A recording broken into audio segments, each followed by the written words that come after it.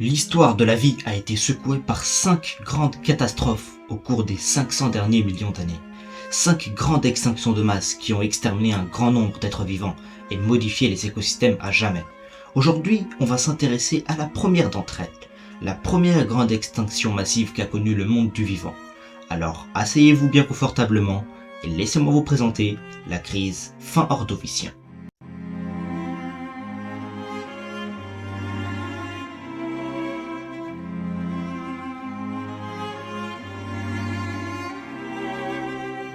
Pour commencer, l'Ordovicien est une période s'étendant de moins 485 millions d'années jusqu'à moins 443 millions d'années avant Jésus-Christ.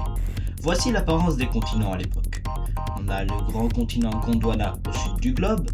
Ici, on a la Sibéria. Ici, la Laurentia. Et là, la Baltica. On a 3 océans, le Paléothétis, le Iapetus et le Pantalassa. Durant l'Ordovicien, il s'est produit 2 événements positifs pour l'histoire du vivant.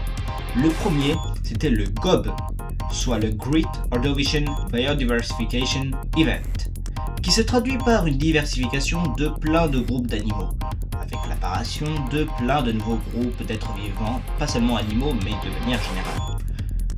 L'autre événement important, c'est la révolution planctonique, c'est-à-dire l'apparition de plein de nouveaux groupes capables de se laisser dériver par le courant sans contrôler eux-mêmes leur déplacement, mais sans reposer sur le fond, chose qui était rare avant. Ainsi, de nouveaux rôles dans les écosystèmes ont pu apparaître. La majorité de la biodiversité est restée quand même benthique, donc vivant sur le fond, voire dans le sable, et vivait dans des zones côtières où l'eau était peu profonde, moins de 200 mètres de profondeur. Il faisait très chaud durant l'Ordovicien, il n'y avait pas de banquise au pôle et le niveau marin était haut, avec beaucoup d'espace pour les organismes benthiques. Cette crise se serait déroulée en 2 temps au cours des 2 derniers millions d'années de l'Ordovicien. D'abord, il y aurait eu un refroidissement global du climat à l'échelle planétaire. Ce refroidissement aurait causé la formation d'une calotte glaciaire au sud du Gondwana.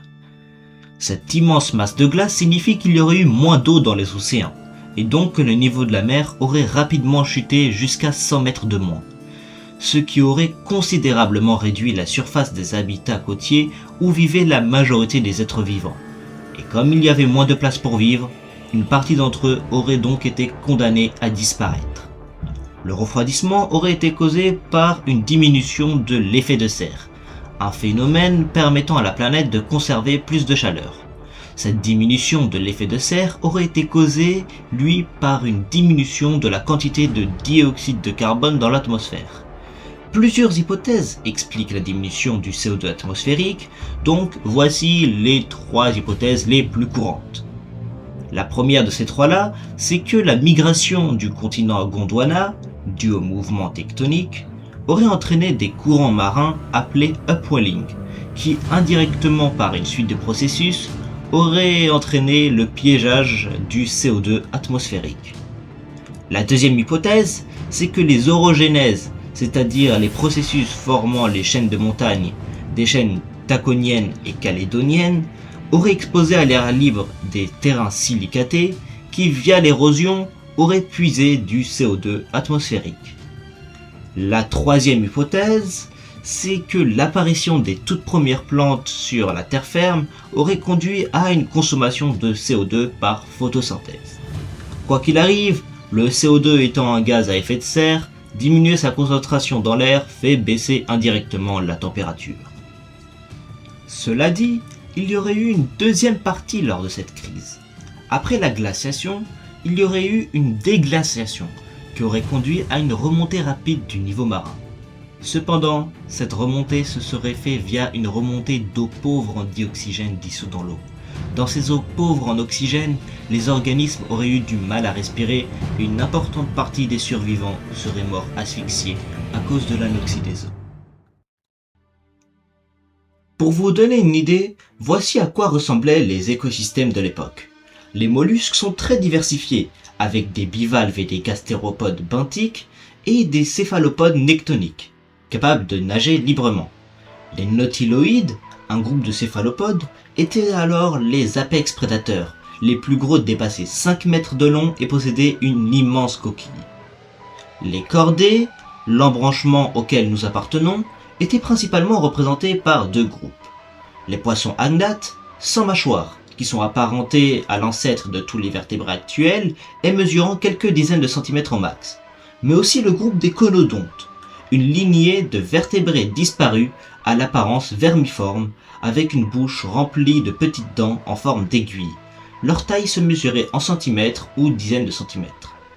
Les échinodermes étaient également bien représentés, avec des groupes existant encore actuellement comme les crinoïdes, les oursins et les étoiles de mer, mais aussi avec des groupes n'existant plus aujourd'hui, tels que les blastoïdes ou encore les stylophora.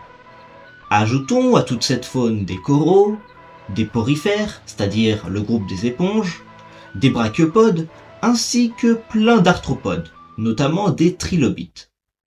Parmi tous les groupes que je vous ai cités précédemment, tous ont été touchés. Cette crise a exterminé entre 22 et 26% des familles, environ 50% des genres et aux alentours de 85% des espèces au total ont été exterminées. Néanmoins, aucun des grands groupes taxinomiques n'a disparu pour de bon lors de cette crise. Ainsi, aucun embranchement ne s'est éteint à ce moment-là. Si je devais vous citer par exemple l'un des plus gros ordres de groupes qui a succombé à l'extinction de masse, ce serait par exemple celui des Agnostida, un ordre de trilobites nageurs. La crise phare-ordovicien a amené à la disparition des plus gros nautiloïdes carnivores.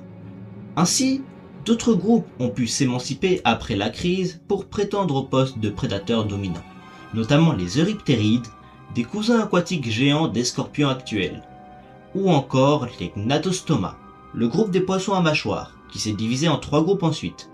Les placodermes, des poissons avec un avant du corps cuirassé, les chondrichtiens, groupe des poissons cartilagineux dont les requins modernes, et les ostéichtiens, groupe des poissons osseux dont font également partie tous les vertébrés terrestres.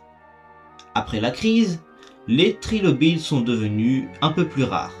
Les récifs ont eu des compositions principalement à base de stromatopores et de coraux. Et surtout, l'apparition de la vie sur la terre ferme s'est accélérée, avec des plantes terrestres se diversifiant de plus en plus, et les arthropodes se mettant à de plus en plus coloniser les espaces terrestres. En seulement 20 millions d'années après la crise, la vie a vu apparaître de nouvelles familles, et le monde du vivant a récupéré un nombre de familles en environnement marin similaire à celui d'avant la crise. Cependant, ce sentiment que tout est rentré dans l'ordre n'est pas définitif, car il y a 4 autres extinctions de masse tout aussi meurtrières que celle-ci qui restent à venir ensuite.